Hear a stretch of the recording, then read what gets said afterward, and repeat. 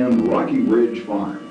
And it was here, at the age of 65, that Laura began writing the stories that she believed must be told, bringing alive in her books the life of her family and their adventures, the Little House books. Laura's books contain many references to the music of Pa's fiddle.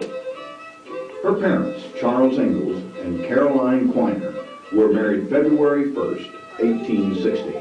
And Laura remembered Pa playing his fiddle in their first little house, a log cabin in the big woods of Wisconsin. In Laura's own voice, but he nearly always sat in his chair when he played and kept time to the music by patting his foot on the floor.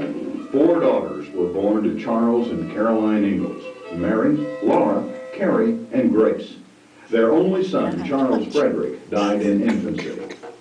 The family made many moves, lured by the promise of free land.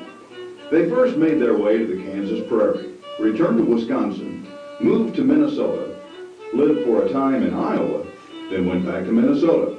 Their final move came when they traveled to DeSmet, Dakota Territory, following the expansion of the railroad westward. Pa and Ma lived there for the remainder of their lives. Laura recounts in her book, By the Shores of Silver Lake, the bout of scarlet fever that struck Ma, Mary, Carrie, and baby Grace while they lived by Plum Creek.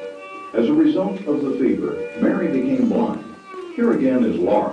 Mary graduated from the Iowa College for the Blind at Benton, Iowa. After graduating, she lived at home with Pa and Ma. She was always busy helping Ma with the housework and with her books and music.